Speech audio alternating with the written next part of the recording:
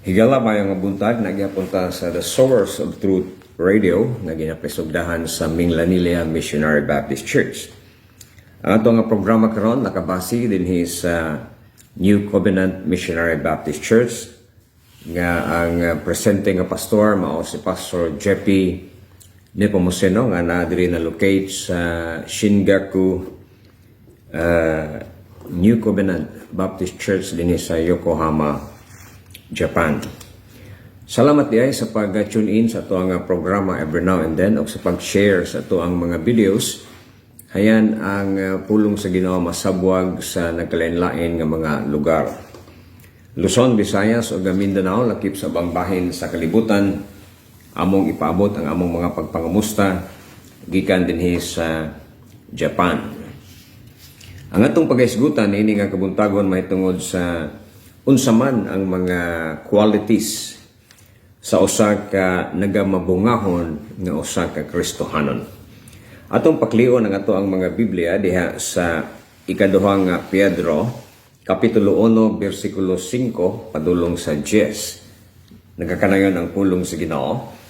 And beside this, giving all diligence, add to your faith virtue, and to virtue knowledge, and to knowledge temperance, and to temperance patience, and to patience godliness, and godliness brotherly kindness, and to brotherly kindness charity. If these things be in you and abound, they make you that ye shall neither be barren nor unfruitful in the knowledge of our Lord Jesus Christ. But he that lack these things is blind, and cannot see afar off, and hath forgotten that he was purged from his old sins. Wherefore, the rather, brethren, give diligence to make your call and election sure. If you do these things, ye shall never fall.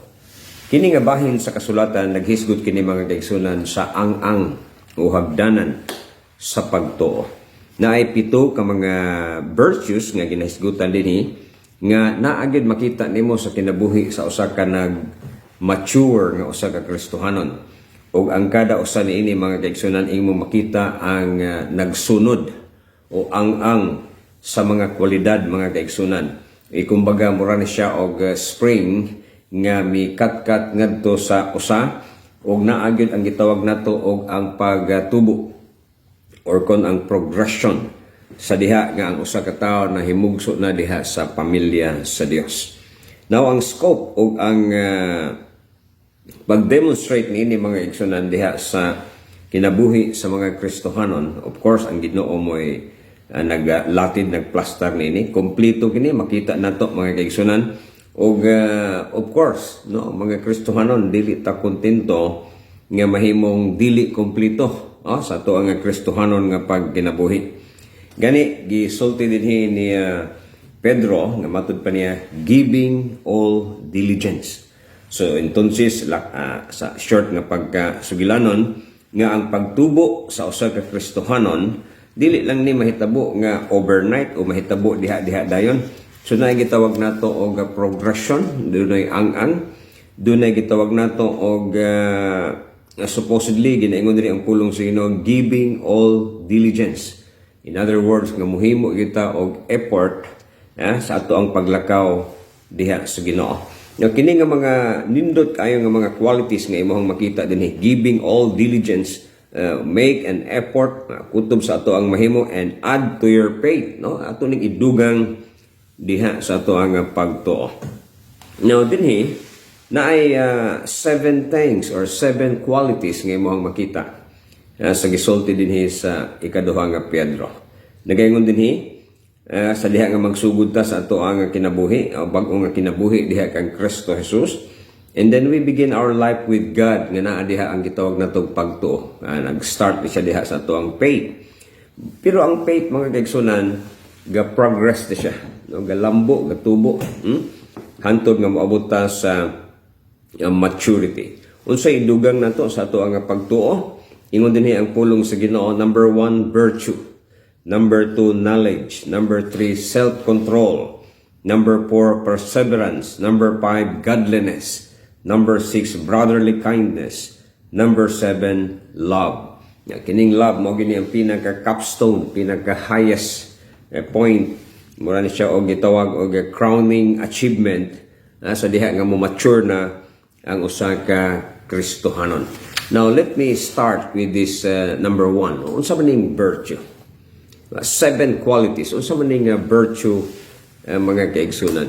Now, ang imo habang kinabuhi na nakita ba nga dunay gitawag nato og moral excellence when it comes to morality, when it comes to being true or untrue, being faithful or unfaithful, when it comes to morality, naa bang gitawag nato og excellence? Imo bang gipili, no? Imo bang gitanaw o gipili ba nimo ang pagsunod sa Ginoo when it comes to moral and gitawag nato og virtues, mga excellence things? How about your speech, no? Kumustahon nato ang imong mga actions, ang imong mga pagpili? Tanawa unsa imong ginabasa pirmi, unsa imong ginalantaw pirmi, unsa mga butang nga imong ginapamalandungan? How about sa imong kasing-kasing? Unsa man gyud ang naa sa imong heart? Pure ba or what, no? So mo ni ang gipasabot ni Pedro nga idugang nato number 1 sa ato nga pagtuo kining gitawag og moral excellence. Labaw ta, dili ta parehas sa gitawag nato mga kaigsunan og kalibutanon na usab na tay. When we were born again, expected gid na nga dunay gitawag nato og change life na usab ang ato ang kinabuhi. Of course, ang ato ang kanhi nga kinabuhi nahimo to siyang ang nga nahimo tang mga anak sa Ginoo. Akong point is when we accept, no, sa diya nga atong gidawat ang ato ang pagka makasasala, of course, no, nagsugod na, it's all by faith in Christ alone, by grace alone, and then we've been born again through repentance and faith. And then add to that faith mga kaigsunan is number 1 mo ni ang effect, the fruit, ikumbaga mga kaigsunan of being a Christian, no? Mga bunga na siya. And then number 1 is the moral excellence. Unsa man ang imong kinabuhi, unsa may makita sa uban sa imong kinabuhi, naabay impact ni, mahayo ba ni nga example nga makita sa uban. So mo na number 1. Number 2 is knowledge. Mo na gisgutan diri sa pulong sa Ginoo. Add to your faith virtue, and to virtue knowledge mga kaigsunan sa verse 5. Now ang pangutana ini is are you growing? Nagtubo ba ka sa kahibalo? Well, ang pulong sa Ginoo nag-ingon ka nato nga grow in grace and in the knowledge of our Lord Jesus Christ. So the question is, are you growing in your knowledge about God or about His Word or about Christ? Mamana ginaingon nga nag-mature ba ta sa ato ang relationship diha sa Ginoo? Nakailan na ba kita sa Ginoo nga ato ang ginaalagad? Are you consistent sa imuhang pagtuon sa pulong sa Ginoo? Imo bang gi-apply ang imuhang nakatunan? No, mo ni ang mga butang dinhi nga ato ang taganong pagtaga. Dili lang simply nahibaluta, kundi dili na gyud ang gitawag og application sa mga pulong sa Ginoo. Number 3, gitawag na siya og self-control. Idugang sa pagtuo, virtue, moral excellence. Ikaduha, knowledge. Ikatulo mga kaigsunan, kining gitawag nato og self-control. Now, ang pangutana, base og na-enslave ka pa o na-addict pa ka sa mga sinful habit. Mo na ginaingon ni Paul sa Hebrews mga kaigsunan, kung si Paul ang nagsuwat na sa verse 1, usay doon na gitawag nato og weaknesses or sin that so easily beset us. Mo na ato ang tagaan og pagtagad na abatay self-control sa ato ang dila, sa ato ang emotion, o bisan gani sa ato ang mga gitawag natong habit sa pagkaon or lifestyle mga kaigsunan. O bisan gani ang pagkaon makita nimo diha mga kaigsunan. Or worse, pinaka-worse pa gid labi na sa mga batan-on, base og dunay addiction mga kaigsunan sa marijuana or sa cocaine or sa shabu or droga mga kaigsunan. So many mga butang ay mohang tagaan o pagtagad. Now how about your habit? Mga spending habit nimo, doon na ba kayo self-control? O basig dili nimo mapugngan, mauna nga naa ka sa gitawag nato og financial bondage. How about sa mga batan-on karon, labi na kining gitawag nato og mga computer games, usahay addicted mga kaigsunan sa internet, no?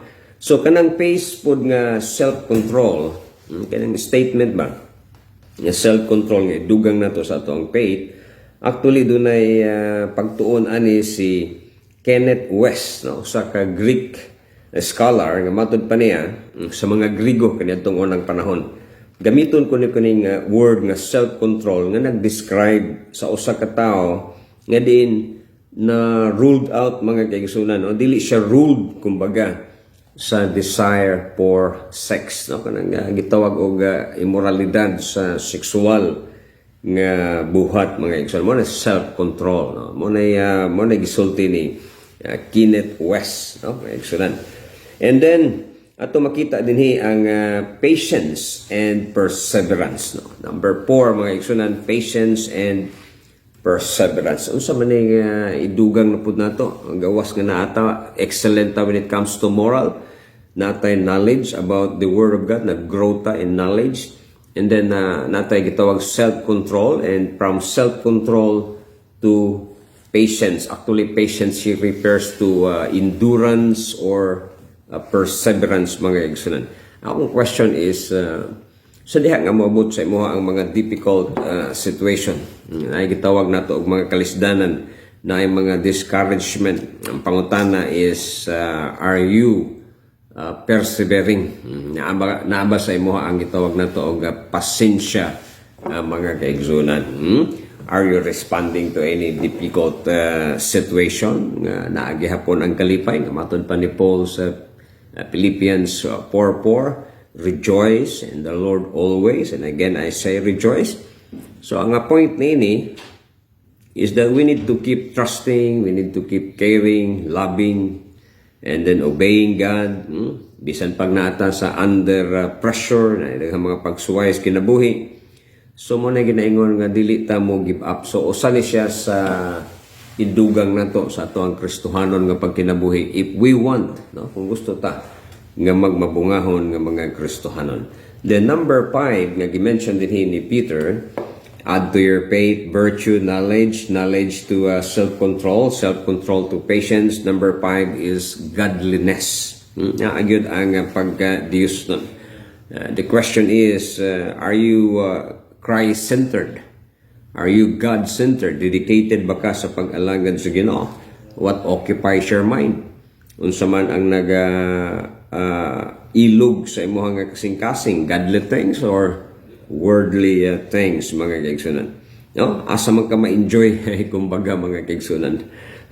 Sa godliness or sa kalibutanon mga kaigsunan? Mag-enjoy ba ka sa church o mas paborito nimo ang gitawag nato og party, ball games, malling, beach, no? So mo na ginaingon ka nato sa pulong sa Ginoo nga dapat na agitay godliness mga kaigsunan. Where your treasure is, there your heart be also. Number 6 is brotherly kindness. Kani usa ni siya sa mga problema, no, sa ato ang palibot karon, kining brotherly kindness. Usay mawala na ang forgiveness, mawala na mga kaigsunan ang gitawag nato og kindness sa usa og usa mga kaigsunan. Ang akong pangutana is are you kind, no? Kind ba ta? Sa ato ang isig kaigsoon, naga-care ba ta, naga-cultivate ba ta og friendship, na nabatay consideration sa sayop sa uban, no?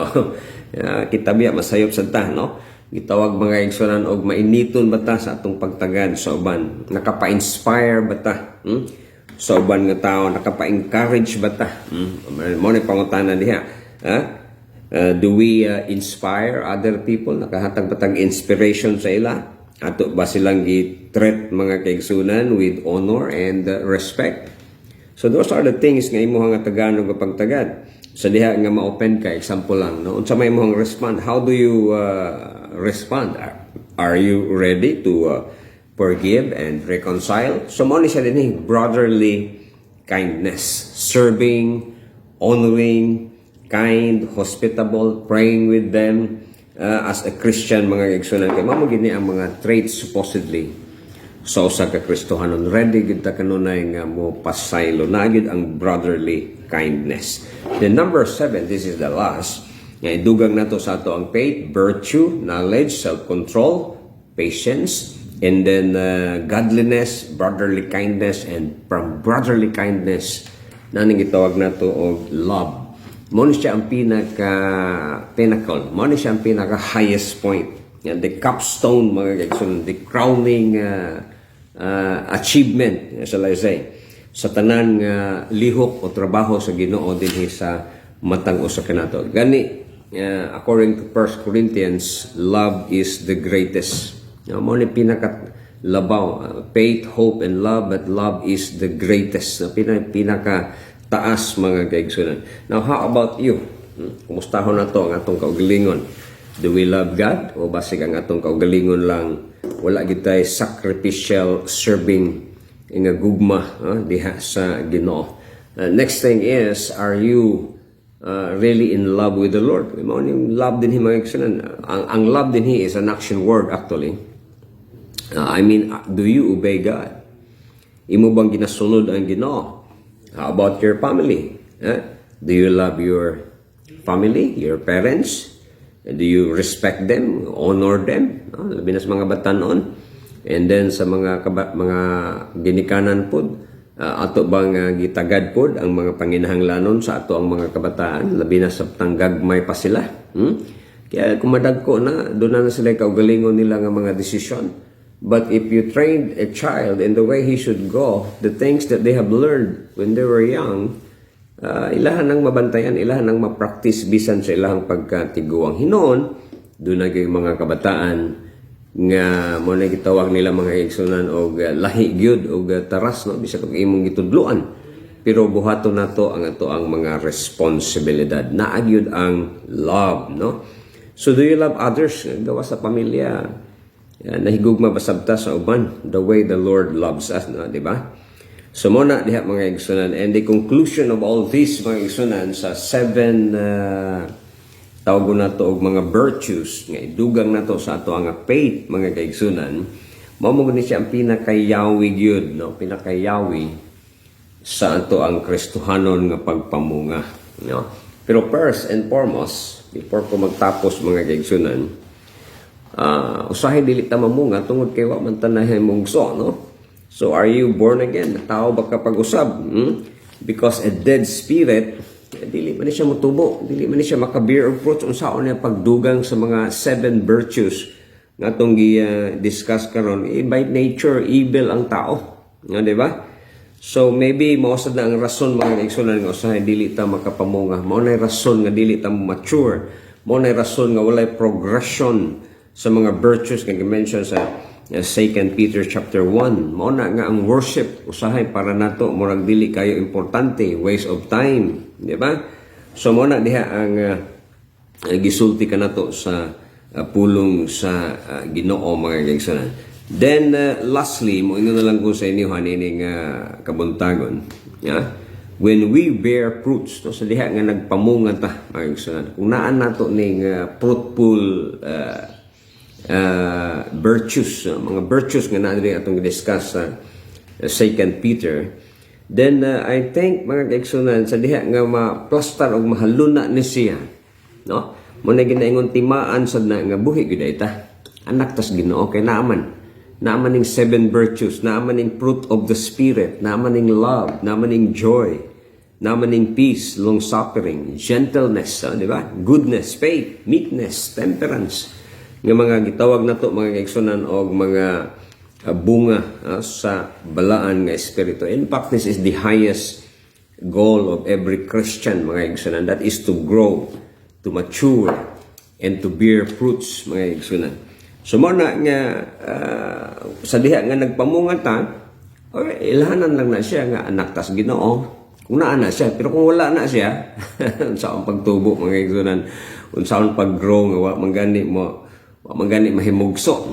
Yan ay ginaingon, no? So it means nga nagmature ta, kung naani siya mga butanga mga kaigsunan, it means nga healthy ta. Kaya ang dili healthy, di ba mutubo?